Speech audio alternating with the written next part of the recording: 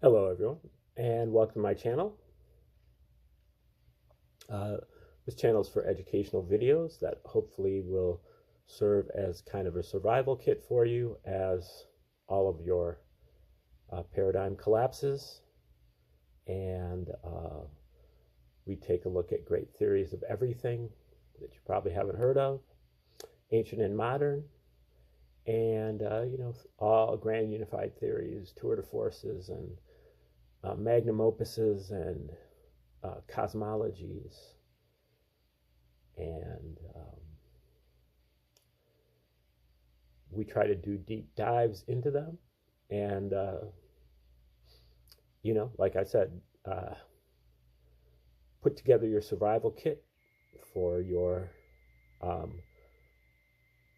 mental, spiritual, and physical well-being. And things that as my paradigm shattered, that I found that I could actually believe in. Things that you can believe in because they cover every aspect of everything and they're consistent. And so today is our 23rd video that we've done on the book called It's After the End of the World, Don't You Know That Yet? Which is about two groups of relatively obscure jazz musicians in Chicago who articulated what I feel is something that you can believe in. And we're in chapter 6, which is on the AACM, Association for the Advancement of Creative Musicians. And we're talking about Muhal Richard Abrams and a dozen or so records that he put out on Black Saint Records, the Italian label, and how Abrams was trying to project his mission into these records for the purposes of documentation and then their own use based on their contents. So we'll get into it, starting from here. Creativity in Abrams' sense of constant change is clear in looking at the trajectory of his Black Saint records. The albums show extreme diversity, or lack of consistency if you're looking at them on the surface. In his albums from 1975 to 1989, he arranges ensembles whose size ranges from 2 to 5 to 7 to 10 to 15 to 18. He also provides extra musical creativity, contributing the cover art on several of the albums, and poems and aphorisms on several others. The criticism of these albums is telling because even though the reviews tended to be overwhelmingly favorable, the critics still were slow to understand the creative spirit of constant change in his music. Both Abrams and Black Saint have expressed their intent to have their products used in a certain way. Abrams never indicated an interest in having his work scrutinized by the critics. He never gave interviews to the American press because he claimed he had nothing to say. Even once he decided to give an interview, he insisted that the interviewer not ask about the music Abrams had done in the past. Other members of the AACM, especially Smith and Braxton, were often called upon to represent his voice. In the liner notes of 1981's Blues Forever record, which I do believe won Downbeat's Album of the Year that year. In the liner notes of 1981's Blues Forever record, Abrams painted an abstract cover, and he wrote a poem explaining how blues has, quote, won the right to eternal life because with our hearts we say to you we will never part. The liner notes of the album itself, however, he left to Smith, who does not play on the album. First, Smith described the album as an experience of, quote, total musical reality, to be used without words to define it. He clearly puts the music on a higher plane, explaining that Black creative music can be accessed only by those who are, quote, willing and able to unleash ourselves from our daily activity in order to explore a sound world of grace and beauty. These treasures are easily available to all who approach them with a clear, fresh mind and attitude of selflessness that is an openness that is unclouded by preconditioned thoughts. Moreover, Smith explained that the music is a purging force rather than an entertainment spectacle or a piece of artistry. Quote, the more that we release ourselves into the open space of the universe, the more the music can prepare us for the meditation that can solve all our problems in daily life, says the Blues Forever album notes. Smith goes on, quote, this music has a real message for all who care and can sense the beauty of all things as designed and revealed through the cosmic. It is a total music. Abrams, in particular, lived the life about which he preached. He had developed the power to let go of addictions to a high extent as a non-smoker, non-drinker, and vegetarian. He felt purification was necessary to get to the abstract truth behind appearances. Quote, Muhal has prepared himself through study and refinement of the laws and science that govern this art of music. Smith clearly identified Abrams' higher purpose for anyone who was looking for it and willing to purify himself. Quote, on this record, he has used sound as sound that has a meaning and purpose of its own. Smith's liner notes gave the audience instruction for how to experience the musical offering, and that experience did not include words. Anthony Braxton's liner notes to the next Abrams Black Saint record are similarly explicit in articulating a new purpose for creative music in our lives. Braxton begins by alerting, quote, what we have here are intentions, that being creative music as an offering to stimulate cosmic vibrational awareness, change and growth, and participation as a basis for better understanding responsibility. Moreover, he explains, creativity and world unification are not toys to be utilized for the amusement of the soaps, chastising radio and TV stations, the dominant sources of our irresponsible amusements. Braxton's and Smith's commentaries did not appear on all Abrams records, so listeners can be excused for not knowing about the higher standards of listening. Professional jazz critics, however, whose job it was to keep up with all the elements of the music, could not make such a claim. Abrams's and AACM's position was not a secret. It was well within the grasp of any reasonably informed critic. In the idea of transformational creativity, music is constantly changing and therefore too primary to be completely described by words. By the time he signed with Black Saint, Abrams had long committed his life to these ideals. Critics' reactions to the Black Saints did not heed Abrams' wishes. One critic, for example, was disappointed that Abrams, quote, rarely finds a middle ground between dry academic compositions and his sometimes thrilling jazz work. One writer justified his lukewarm reception to a 1982 album when he admitted that the late 1960s Delmark albums were, quote, a period of sentimental value for me. Another remarked that the music was, quote, too disorganized to be successful. One critic's values were challenged in a live performance even before the playing started, when he complained that Abrams, quote, couldn't just play the piano without first performing a ritual over it. Another concert goer alleged a lot of, quote, theatrical posturing and sophomoric commentary. Another had, quote, a nagging feeling that an element is missing. One called it cerebral tinkering, at odds with the broad tradition. One critic who had seen and enjoyed Abrams's treatment of jazz tributes in a live setting called his, quote, original material only recording dictum a source of frustration. Another critic called this album, quote, a disappointing follow-up. One warned in a review that at one point, the polemics poetry gets a little heavy-handed. A fourth critic claimed being left cold. Muhal's music does not warm me, as I sometimes believe it could and should.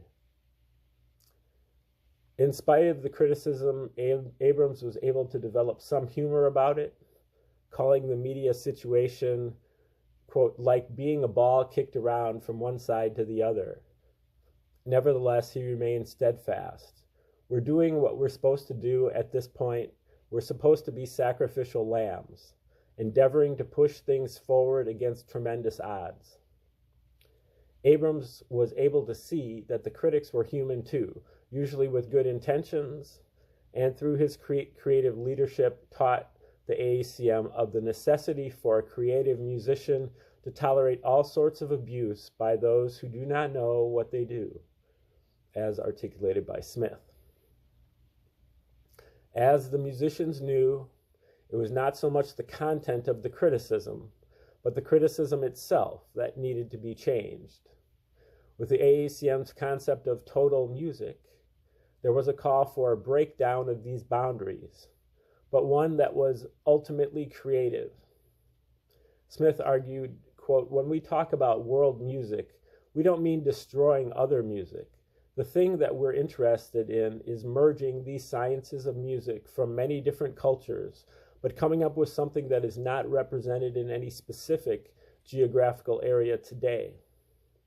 In order to accomplish this, the AACM knew that they would have to endure a breakdown of their clout among the white and black public listening communities, a sacrifice of the word jazz. While it could be easily argued that I am nitpicking in order to criticize the critics, a heightened scrutiny reveals an institutional worldview applied against Abrams and black creative music. I accordingly tried to go by the spirit of African criticism, demanding but anonymous. The critics were merely doing their jobs and certainly had no bad intentions, often quite the opposite. But in their words, we can see how a person's music and intentions can be redefined with no basis, and worse, with no opportunity for rebuttal. The need for higher nonviolent criticism is urgent because the media does not know its own strength. As Abrams pointed out, getting 2 stars in downbeat could ruin a musician's career. Accompanying the search for a higher self in the music, the AACM wanted to elevate criticism to use a higher standard, a higher conscience. Okay, this is the conclusion of this chapter, and this is the last chapter. Then I think there is an epilogue. During the 70s and 80s, the AACM evolved to become an institution, a fixture on the Chicago and New York landscapes, and a seminal force in the nascent world music scene.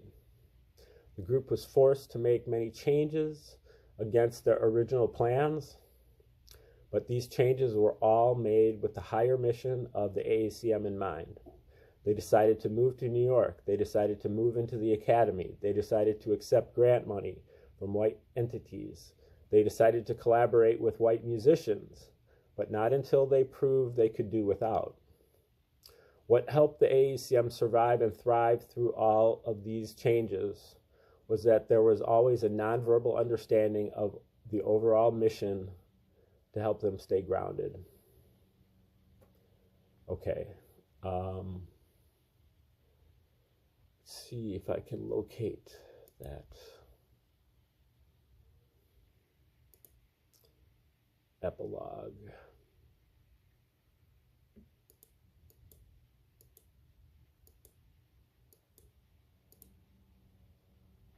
Okay. The story of black creative musicians goes on and on, so there's no easy way to end this story. Both the orchestra and the AACM are living organizations that still function despite changing personnel. And that is even true today.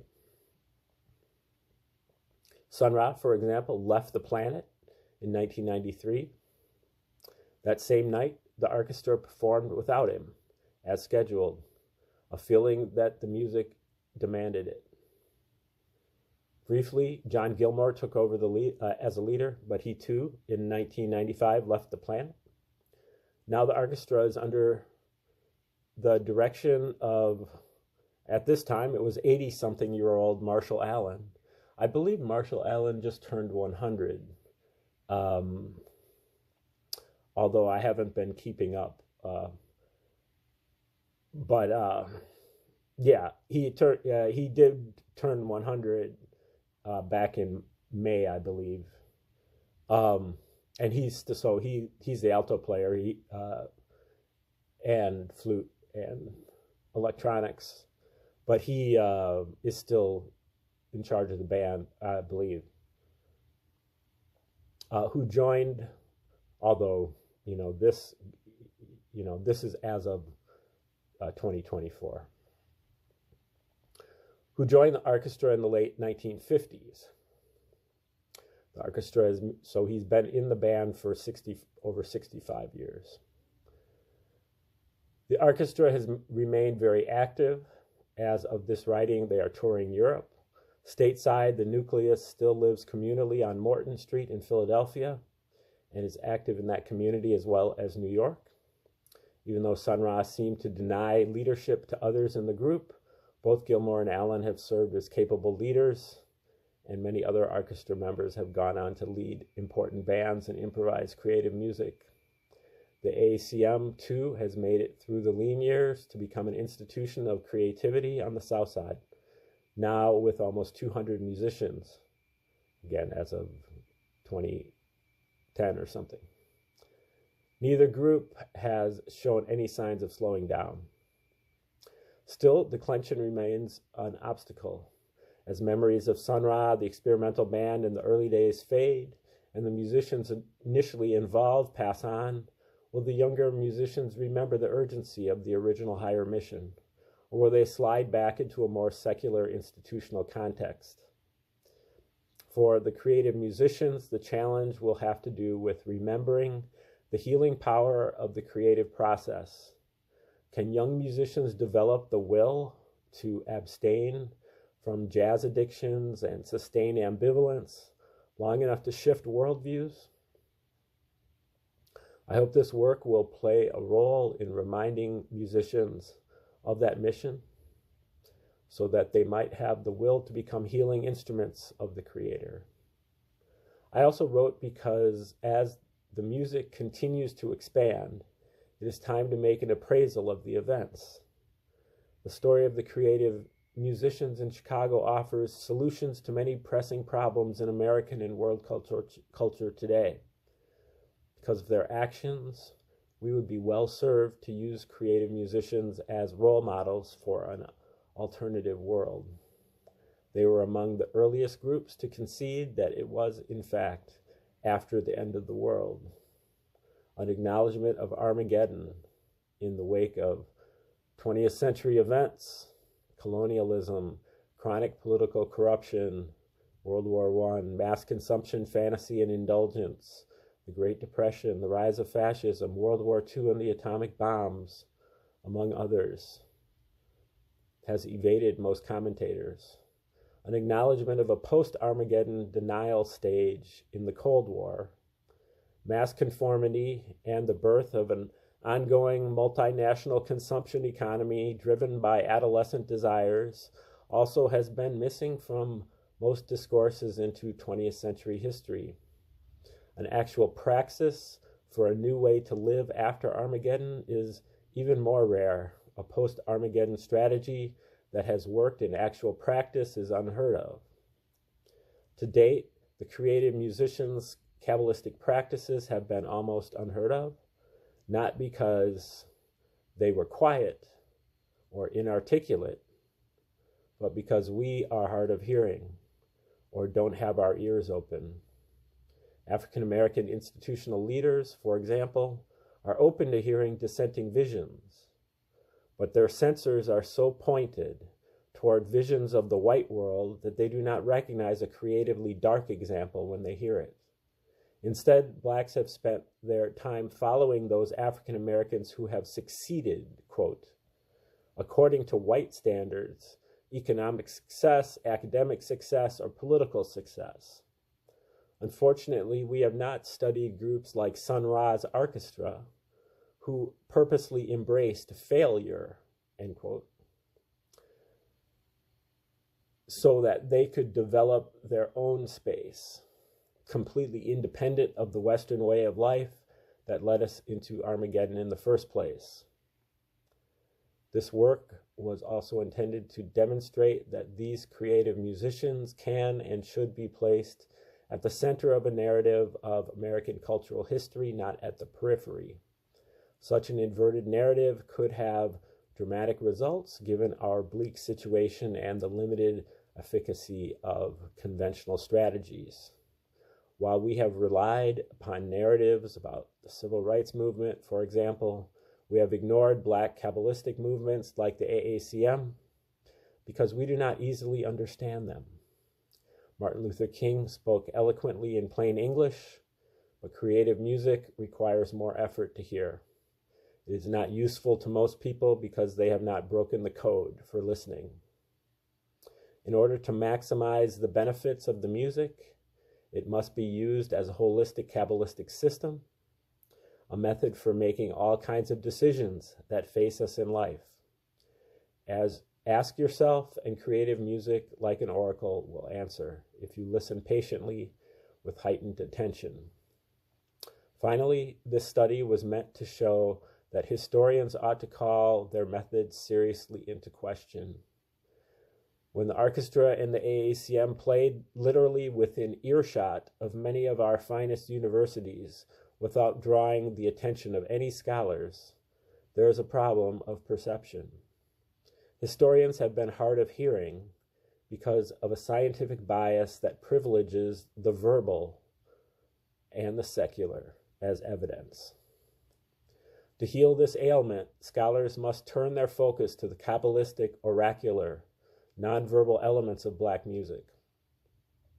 Creative music must be played beyond objectivity, at the center of must be placed beyond objectivity at the center of our lives, so that it is allowed to manifest its healing qualities. Through a creative process, the objective scholar can be petitioned and convinced to become an advocate. In the same way that creative music has freed musicians from the jazz establishment, so it can be used to liberate all people from any dogmatic structure or coercive system. All right, that is the end. Now there is an appendix, which I believe I'm going to start reading tomorrow. That appendix is not a final copy, and it was written. It's quite autobiographical, and it was written a long time ago. So there'll probably be a lot of bouncing around between my commentary and the text. But we'll see what happens. Otherwise, if you'd like a copy of a discography of all the music here that was discussed, just send me $1 or more through Venmo or Cash App, and I'll send you the discography. If you like the whole text, the whole book, it's a little bit more work, a lot more work, maybe like $10 on Cash App or Venmo, and put in the memo what you're sending it to me for. But I'll send you a copy of this whole text. Otherwise, we're going to get into the epilogue tomorrow. So thanks for tuning in, and have a great day.